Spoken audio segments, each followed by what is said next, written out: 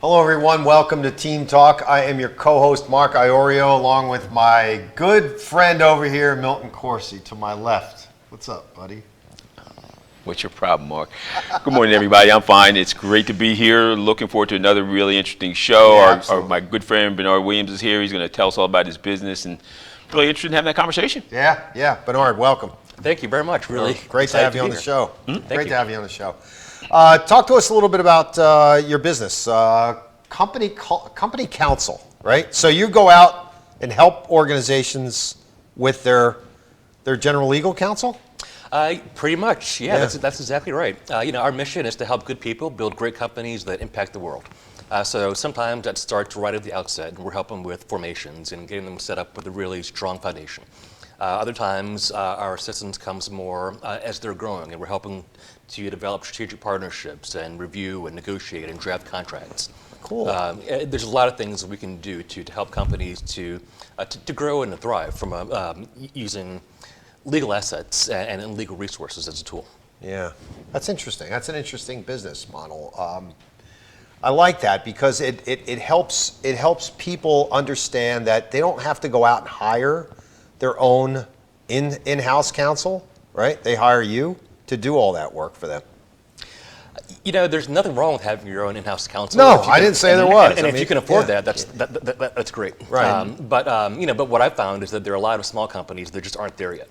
To hire a full-time in-house counsel, salary is going to be somewhere in the six-figure range, and benefits, and all the other things that are associated with that. Yep. And you have to know how to actually manage that person. And how to lead them, and they're only one person. Yeah. So what if it's an area of law that person doesn't have expertise in? Point. They would have to outsource anyway.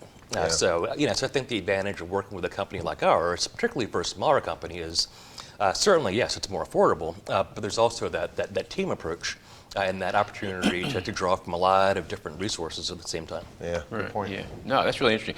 I'm going to ask you a question that I ask most of our guests, and I'm always interested in hearing an entrepreneur's perspective. Like, sounds like a really great business, sounds really interesting, but where did the idea come from? What was the aha moment when you said, you know what, I think this can actually be a thing? It's funny. I graduated from law school 20 years ago. Been practicing for about 20 years. But after practicing for about 7 or 8 years, I thought that I retired from practicing law. I moved on. All right. I started a different business in a completely different industry where I was doing tutoring and test prep for high school kids mostly. Okay. Okay. It was. I think that we helped a lot of kids. I think we did a lot of good, but from a business perspective and a financial perspective, it was a failure. No matter how you look at it, Didn't work. Did not work. But the upside was that one of the silver linings, anyway, was that for the first time I got to really put myself in the shoes of an entrepreneur, of a small business owner, and what I saw was that there was an abundance of talent. An abundance of intelligence. Those weren't the problems. But there just was a lack of awareness sometimes about legal issues, or even worse, sometimes there might be an awareness, but there was a misconception about what to do in certain situations. So what inspired me was when I found that there were so many talented people who were just on the verge of greatness and on a verge of really breaking through. They just got tripped up on some sort of a legal hurdle that could have been avoided. And once I saw that, and once I realized that the reason that they didn't have legal counsel was because, one, they didn't know where to go, and two, they were intimidated by the idea of hiring legal counsel because they were afraid that somebody was going to talk down to them and charge them by the minute and not really understand what it was like to run a small business. Once I realized that was the experience of the typical entrepreneur, it became pretty clear to me that there was a gap that needed to be filled. Bernard, when you go out and introduce yourself to new clients, new prospects, what are the kinds of things that you run into typically that business owners fail to look at in terms of, they're legally buttoning up their organization or their corporation or LLC or whatever, or other areas of the organization that they really don't pay close attention to? What are you finding that is pretty typical? There's a lot of things, to be quite honest. But we only have a half hour. Where I would start is starting with the idea of strategic partnerships. There is, I think for a lot of good reason, there's been a lot of interest lately in collaborating and in coming together and doing things jointly and forming strategic partnerships. Yeah. Now, the concept is not new, but it's taken on kind of there's been a wave of enthusiasm surrounding the concept recently. What I find is that sometimes in the rush to enter into one of these partnerships, a lot gets glossed over, and there are just a lot of questions that never get asked. Sometimes the reasons these questions are not asked is because the people are afraid of the answers. So things like, if our partners are going to work together, are there any topics that are off limits? Are there any things that should be part of a non-compete, or any things that should be excluded from a non-compete? Am I bringing intellectual property to the table? Are you bringing intellectual property to the table? And once this partnership breaks up, do you still have a right to use my intellectual property, and do I still have a right to use yours? What about all the clients that we generate together when we're working together jointly? Once we part ways, who has the right to continue working with those clients? There are myriad questions that should come up when you are in the process of negotiating a strategic partnership with the other side. When an attorney is not involved, many of those questions never come up. And the problem, of course, is that it's not that they never come up, it's that they come up down the road when it's much, much, much more expensive and much more confusing to resolve those issues. Yeah. Yeah. It almost sounds like what you just was talking about almost sounded to me like kind of like a prenuptial agreement. Like we have to, like it's always easier to address these issues at the beginning than it is if a challenge poses itself sometime later on down the road. So very interesting. But the one thing I do want to ask you about, Bernard, and I think that it would be very interesting because you kind of touched on your entrepreneurial journey a little bit, when I asked you the first question. But I think it's vitally important for entrepreneurs, for would-be entrepreneurs, to understand that it's a journey, not a sprint, and that while you talked about your first venture being, I think you quoted quote unquote a failure, that people need to understand that that's part of the journey. Like you have to go through that to become what it is you want to become. Now, talk a little bit about what that was like for you. Yeah, that's so true. I think in my youth I expected things to be more linear. And I had these milestones already. By 40 years old, I was going to accomplish this, and by 50, I was going to accomplish that.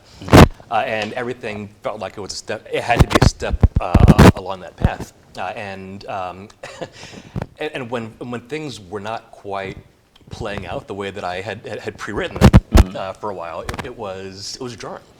But in retrospect, everything that happened along the way was necessary for me to be able to do what I do now. Listen, I'm not the only business lawyer in America. There are a lot of people who practice business law, a lot of people who have the same technical knowledge that I do. But they didn't go through the same entrepreneurial journey that I did. And they didn't have the experience that I did of working with the people that I did, of making the mistakes that I did and learning from them. And I think it's much that perspective and that vantage point that makes me a better counselor, much more so than anything that I get from a textbook or from law school. Yeah. It's interesting.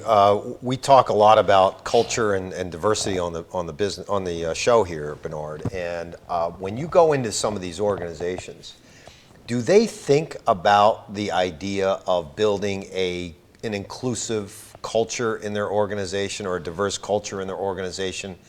And if not, how do you, as a counselor, a coach, a consultant, sort of get them to understand the importance of that, bringing a diverse group of people around the table to solve complex problems?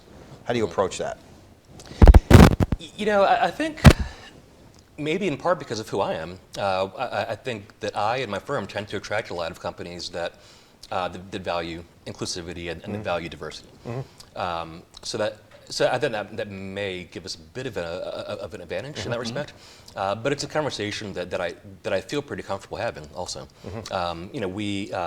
we're a firm that's driven by core values, and one of our core values is diversity. So any of our clients can look at our team and see that that's something that we value. And it's also something that, depending on the situation and the facts of the circumstances, we're always looking for ways to encourage our clients to do the right thing. Yes, there's doing what's necessary from a legal standpoint, and that's always going to be core to anything that we're advising our clients about. But above and beyond that, there's doing the right thing as well. And the more that we can encourage our clients to be on the positive side of history, the more we want to do that. I just want a quick follow-up before Milton jumps in here is that a lot of times, it's not, the entrepreneur thinks they know, but it's what they don't know that you're uncovering, like we were talking about earlier with that, there's strategic partnerships or strategic alliances. Right. You're uncovering areas that they really don't even think about. Like when Milt said, the prenup, most people don't even talk about like certain things in a prenup because A, they don't want to bring it up, or they're afraid to bring it up, or they don't even know about it. Right. You don't even know to think about certain things. And when you said, we have a strategic partnership, right? There's intellectual property there, right? Who gets the rights to that at the breakup, if there is a breakup? So, I think that's critical. People need to think about the fact that when you hire someone like you in your company, you're finding things that they're not crossing their minds. Thank you. And the distinction is that we're not creating these problems. No, no. We're uncovering them, but we're not putting them there. Yeah. I think that may be a bit of a misconception. Yeah, sometimes. it is. I think so.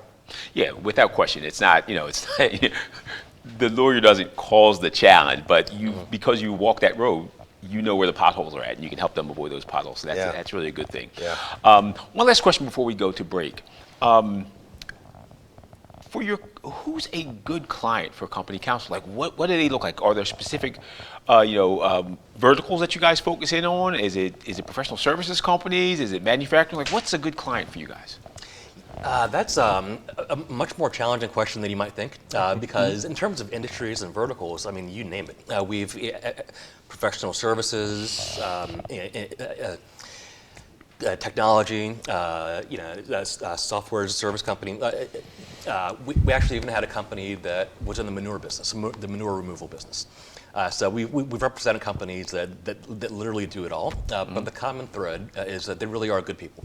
These are people who may not know everything about the law, but they're trying to do the right thing. They're well-intentioned and they're willing to learn from their mistakes. Yeah. And they want to make a difference. And they want to build great companies. That's great. Good stuff. All right, we are going to have to take a quick commercial break. When we come back, we'll talk to Bernard more about Company Counsel and what he's looking for in terms of clients and what makes him different from other companies out there. We'll be right back after a message from our sponsors.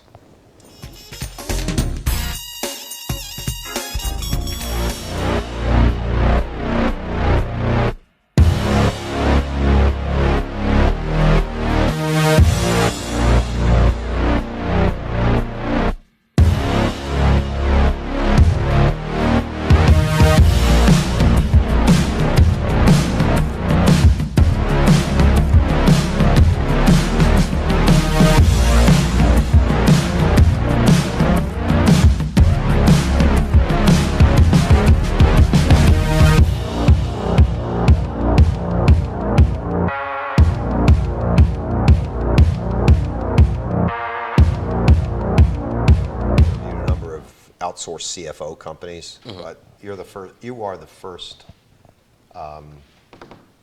outsourced, legal counsel out there. Yeah, it's I know of a couple of other people who have tried iterations of what I do.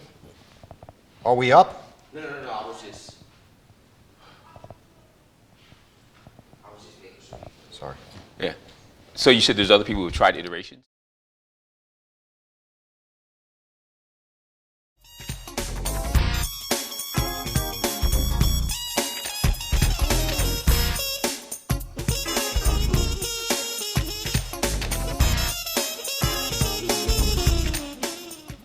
Here we go.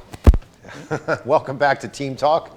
I'm your co-host, Mark Iorio, along with Milton Corsi. We're talking to Bernard Williams about Company Counsel, outsourced legal services, outsourced legal counsel. Pretty cool stuff.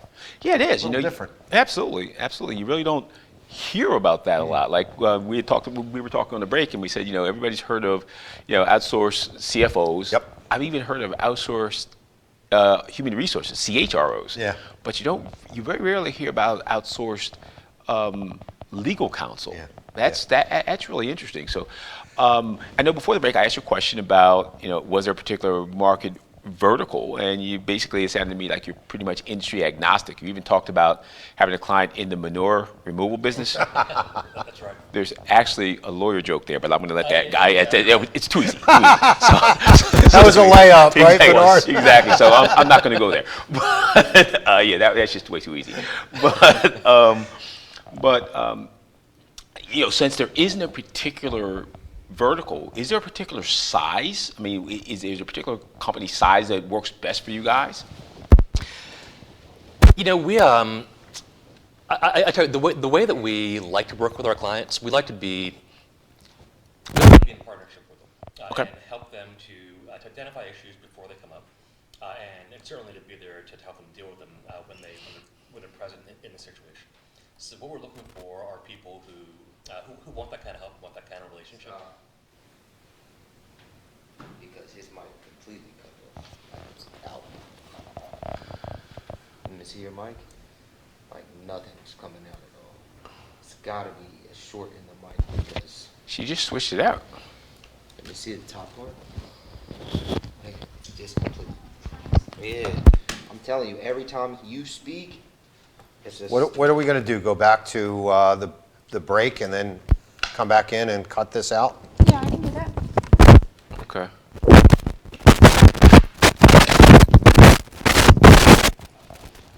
Could you go on and just Sorry, Bernard. It's probably because we packed everything up and everything shifted. It was in Seaside with you, buddy. Yeah. So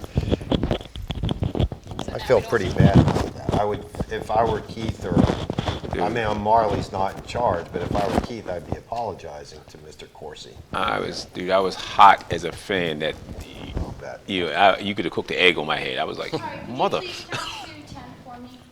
1, 2, 3, 4, 5, 6, 7, 8, 9, 10. Good. Okay. All right, so you're coming back from, go to the studio shot? Yeah, we'll cut that whole thing out. Yeah, we'll just restart. start again, We'll just yeah. start again Okay. from the break.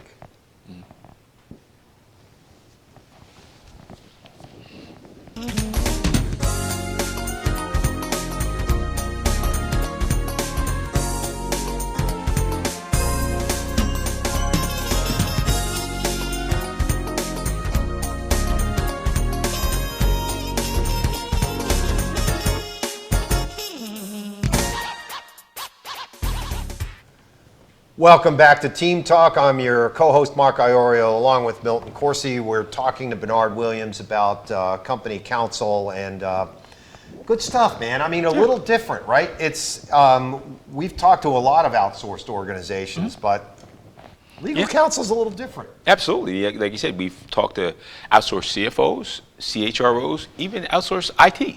Yeah, right. Never attorneys, though. That's quite interesting, really, really interesting stuff. So, right before the break, Bernard, I asked you about industry, and you said you're basically industry agnostic. There really isn't any area that you're not willing to address. So, I guess my follow-up to that is there a particular size of organization that you find yourself most typically working with? And I guess as a follow-up to that, I'll ask a compound question. I know it's not allowed, but it's my show, so I'll ask. Sure it is. Do you, we're here in the Delaware Valley. We have multiple states. Does it matter where the company is headquartered or where they're doing business? Can you still help them? Sure. So which of those many questions would you like me to start with?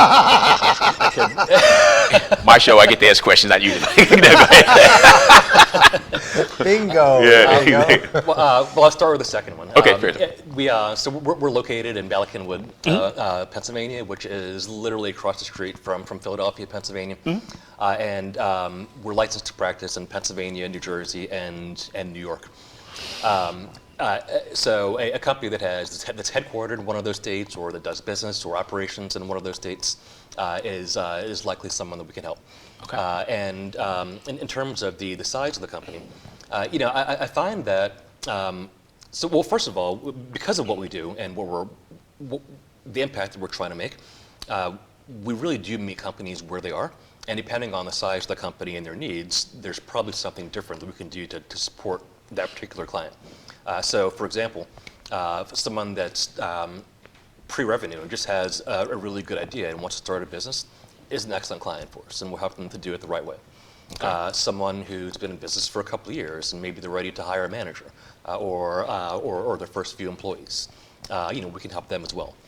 Someone's been in business for even longer than that, and they're more mature, they're established, and now they're having a lot of turnover, maybe, and they're having some litigation. That's surprising. We've represented companies in that position as well, and help them to deal with the frivolous litigation suits that may come their way. So depending on the situation and what that company actually needs, we'll definitely meet them where they are. Okay, fantastic. I'm curious too, Bernard. When you talk to these entrepreneurs and they've had experience with counsel in the past, and they've gotten large bills from their legal counsel, what do they come to you with, and what are they concerned about when they hire company counsel, and what sort of things what fears do you allay when you're talking to them, especially prospects? Mm-hmm. What are the kinds of things that they want to kind of avoid? So, in some respects, it's an easier conversation to have with someone who has already worked with legal counsel previously. Sure. Because now it can draw a direct comparison. Of course, yeah. But there is, the legal industry has been, the legal profession, I should say, has been operating in a particular way for hundreds of years. Sure. And people have gotten used to that. Yeah. So the idea that, wait a minute, you mean you're not counting the hours? You mean, it's sometimes difficult for people to wrap their head around the idea that they're not being charged by the number of hours that were devoted into a project. Sure. Mm-hmm. So that can be a challenge, and some of the pushback that I get is, okay, oh, that's great, but how much can I do? It's the challenge is getting people to have an entirely different conversation from what they're used to having when they're choosing legal counsel and when they're budgeting out their legal support for the year. Okay. So once I can get them to think past the old billable structure, mm-hmm. Then it becomes a much easier conversation, and it also and the people who do see that it's different immediately see the value, and those tend to be the clients that are the most appreciative and stick with you for a long Yeah. time, right? Yeah, that's Absolutely. great. I like that. It's a comforting feeling, because as an entrepreneur, the last thing you want is, okay, here's my hourly rate, and I have there's no cap to it, or there Right. might be a cap, but it's a big cap. And all I do is every time I make a phone call, here we go again, I'm going to get charged X dollars per hour, right? And in fairness, and that's the client perspective, and I think that's really important, particularly because the law firm is there to support the client. However, for all the clients out there, I want you to know that it's not maliciousness on the part of attorneys. But what's happening is that, sometimes, particularly for really thorny or complicated issues, you wind up chasing down a rabbit hole and winding up having to do more research than you needed, or Yeah. it gets more complex than you thought.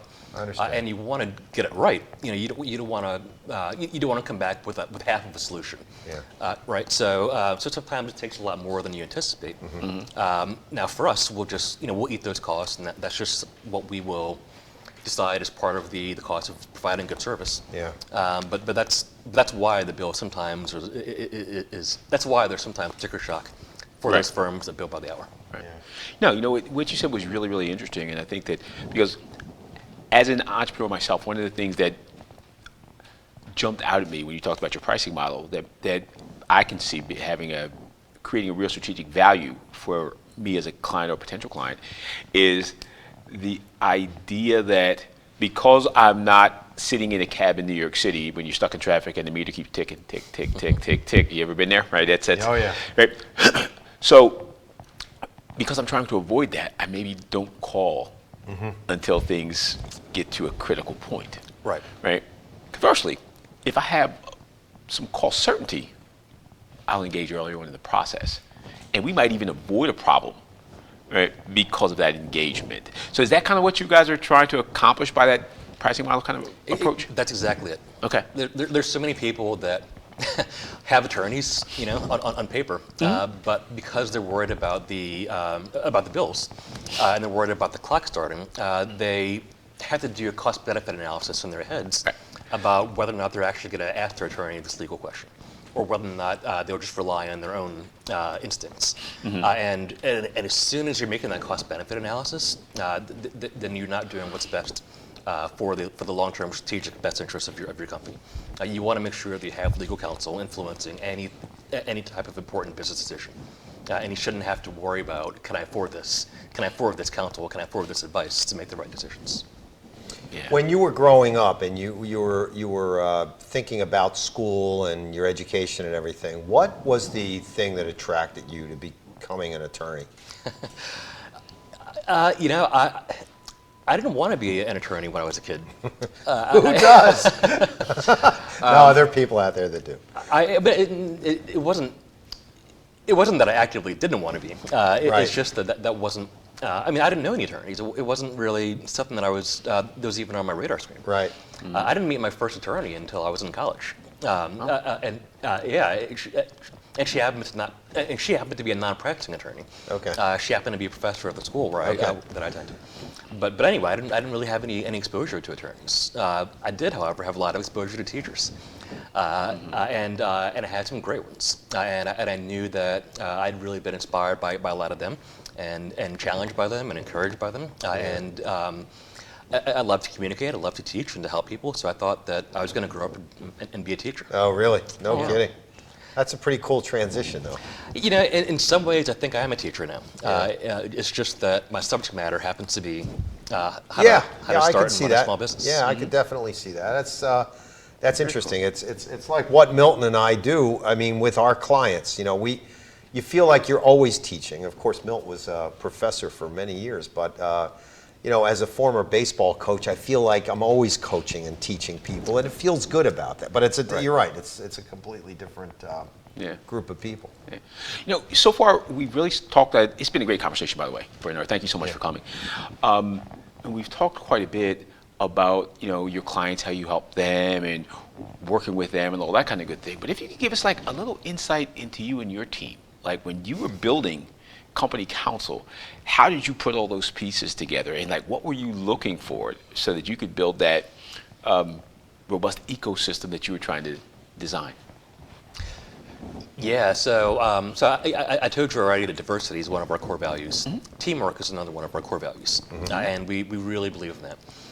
So right now we have a team of 10 people, and they're all completely different from one another. Different. We speak 5 languages. Out of that 10 people, 5 languages are spoken. Wow. Numerous races, numerous religions, different genders, different people coming from different parts of the world, different backgrounds. Engineers and teaching backgrounds and operations backgrounds, process-oriented backgrounds. It's amazing, and it's needed because of the way that each of us is bringing our own point of view, right? In fact, each of us is bringing numerous points of view, and by putting all that together in the same room, we really have an advantage over a team of 10 people that all looks exactly the same as each other, and we can understand things and find solutions in a way that other teams wouldn't. There are people that I know ask questions that other people wouldn't ask were we not in such a diverse environment at Company Counsel. So it's fantastic. It's been very important to the development of our firm to have a culture of diversity where we not only are all bringing something to the table, but where we're really embracing of each other's differences and enthusiastic about learning from each other.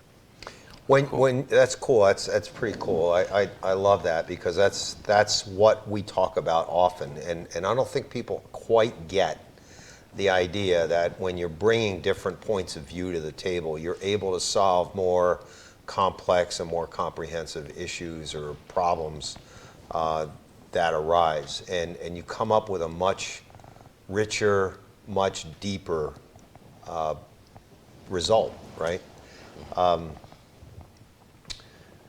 When you think about that, Bernard, and you think about a client that you teamwork is so often overused. People use the word teamwork as loosely as they use these other platitudes that are out there. But the way you describe company counsel is the way I would think teamwork is supposed to work. You know, the offensive linemen are supposed to do a job, the receivers are supposed to do a job, the running back. Everybody's got their own role. When you think about that, and one of those proud moments where you went into a client and you used the team approach and you solved a problem that was not sort of, but complex.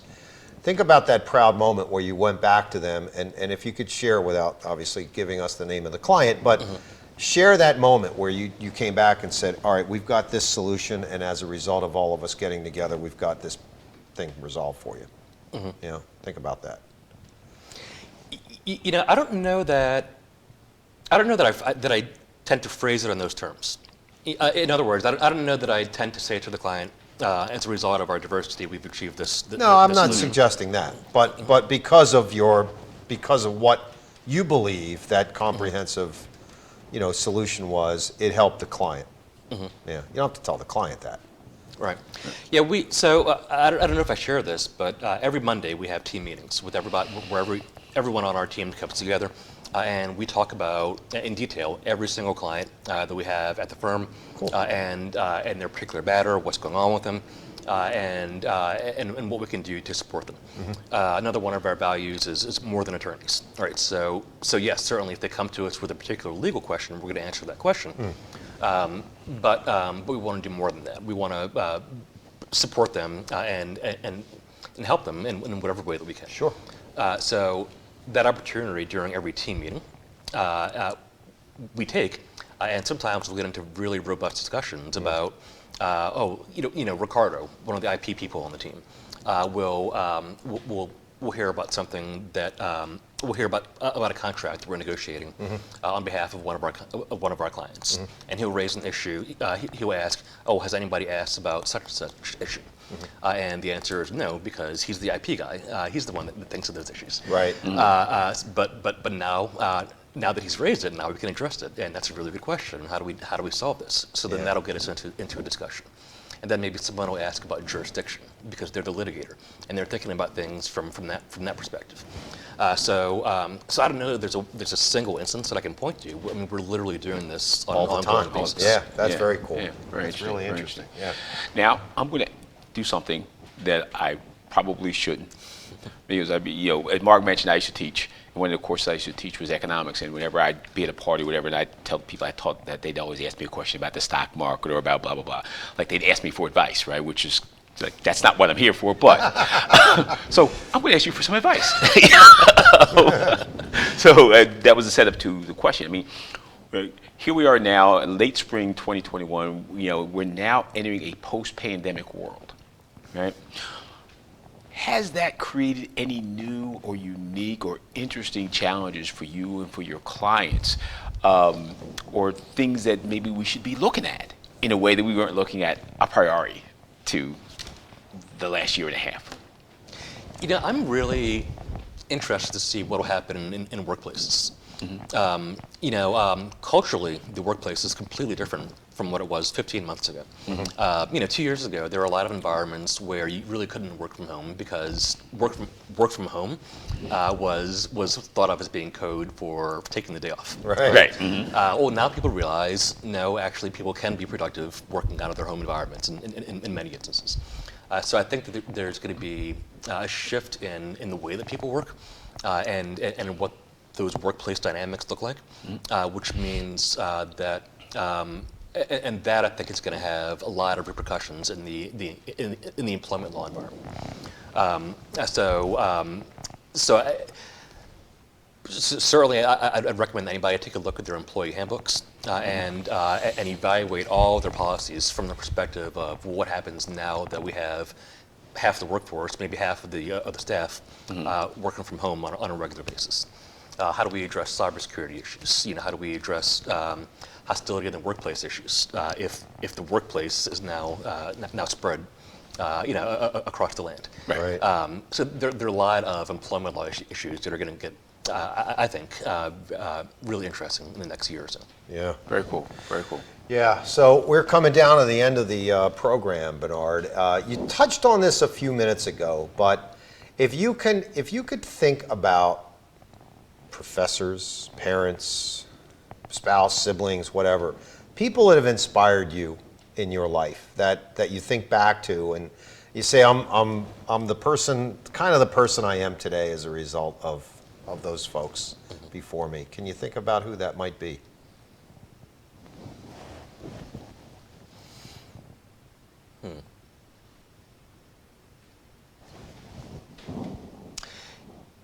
When I applied to college as a high school kid, we